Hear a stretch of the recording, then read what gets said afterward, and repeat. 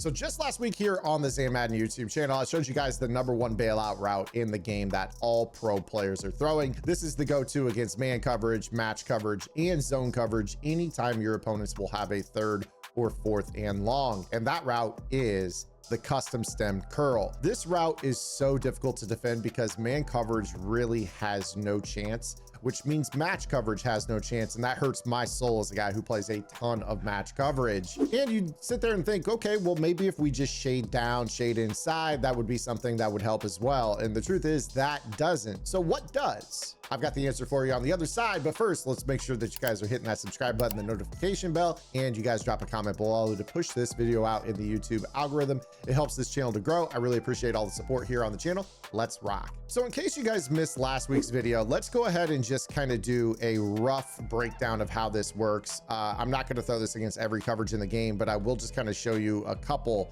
of different coverages you need to be aware of that are very, very ineffective. The first one is going to be man-to-man. I don't care if this is 2-man under, cover 0, cover 1, it is going to always be an open route. And the key to these are that you want to custom stem them up against man-to-man because that will get the DB to really turn and sprint downfield. And you're just going to throw this early. And this will make it so your guy can catch it and it'll be way too late to force a drop. And you would probably think that you could go ahead and just shade down, shade inside. And the truth is you really can't. Man coverage in general just doesn't allow for that. Now I am going to spy the pass rush here to show you.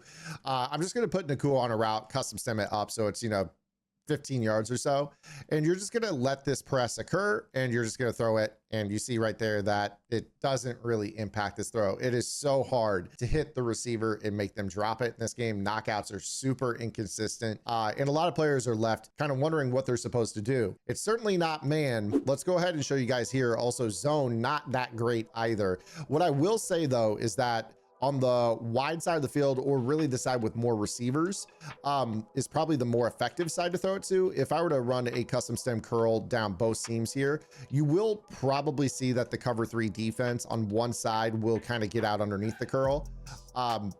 But again, you can still kind of throw the ball down and click on and make a catch. So really, really hard to do this. If you guys put a lot of underneath routes, that can be kind of effective at as well drawing the zone down. You saw in that last example, they actually did a good job of staying back. The truth is when you run a bunch of underneath routes, that pulls those zones down. And that can sometimes make it where if you stem the route deep enough, that guy's not gonna be able to get a jumping animation and be able to make that catch. So I'll kind of show that to you again here. That was just a cover 3 zone. And again, all you really need is just 2 underneath routes, and that will make the hook on the slot curl bite down. So you're going to see right here, watch how he'll drop and then he'll see that drag. That's tough. You're going to be able to throw that ball pretty easily into that pocket. And again, just so hard to stop this. You also factor in that there are other routes in the game that are actually quite effective at mimicking the behavior of a curl as well. Take, for instance, the post sit route. This is very, very similar. If you guys get, man or, sometimes even zone underneath, these are wonderful routes that mimic curls. You just run a bunch of drags in the middle of the field. And then, depending on how you want to stem it, you could stem that up just a little bit further and get that to kind of check down in the same exact spot. And if they are playing man to man, of course you could throw this very similar to a curl. So you just basically throw it and then Y catch and you see what happens. Man coverage really cannot stop routes that turn and show their numbers to the quarterback. But I've got something for you here because we're going to be talking about the bad version of cover 2. Now, I spent the first month of this year's game showing you guys how to change cover 2 from what it is from a stock perspective into something a much more effective matching. That's not going to help us here in this particular video. What you actually want against this particular call is to call a traditional Tampa 2 in which we keep what are called the hook zone curls. So what I'm going to do here is I'm going to make sure Tampa 2 is an audible here. I'm going to come out in cover 3. And as you guys recall, we had these hook curls that are in the middle of the field. And I showed earlier, especially to a throw to Bowers on the right slot, that you can basically throw the ball into a hook curl and it won't play. And it's also, as we showed with drags and in routes, very easy to pull them down, which opens up those throws in the seam. When you contrast that against the yellow zones that are found in a Tampa 2 defense, we have what are called hook zone curls. And I know that that's weird, but they have very different behaviors. A hook curl is basically going to play shallow and over the middle if there's underneath threats.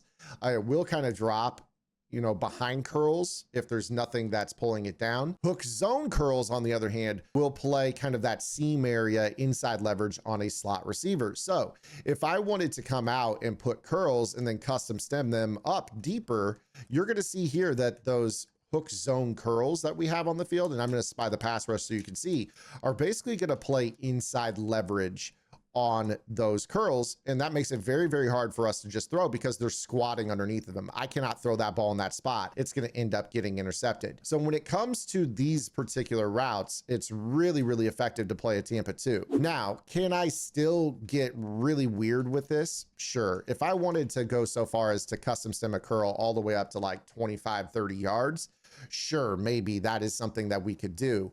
The problem with that is obviously pass rush. So, if somebody's getting pressure in about 2.5 to 3 seconds on you, that's not going to be, as good. But you see here with these custom stems that they do stop. Now, again, can I fit that throw in? Yeah, maybe with a high ball, but it's going to be harder, a lot harder. So what do we really want to do from a defensive perspective when we want to stop a slot curl? Well, simply put, the answer is going to be to make sure that you have Tampa 2 in your audibles.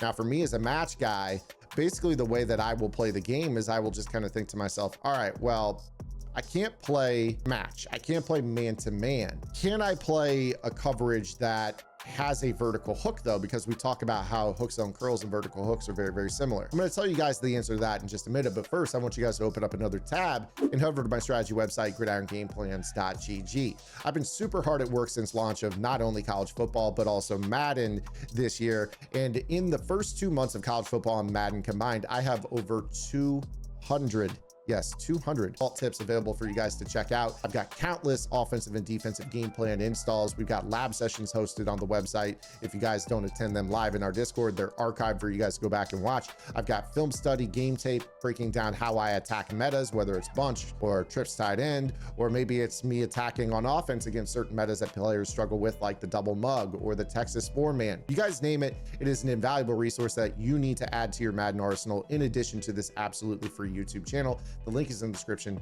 Go check it out. So I asked the question right before that little upsell there for you guys, and I said, can we play vertical hooks on these? To best illustrate whether or not the answer to that is yes or no, we're going to call a Tampa 2 out of the 1-4. Now, with the Tampa 2 and the 1-4, again, we have those hook zone curls, but I'm going to turn those hook zone curls into vertical hooks.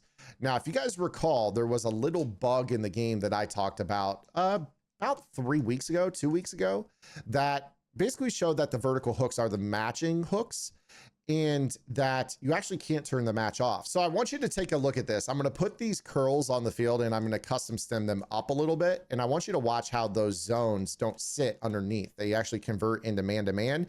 And now I just throw these like it is man, and I can attack them similar to the way that we were at the beginning of the video.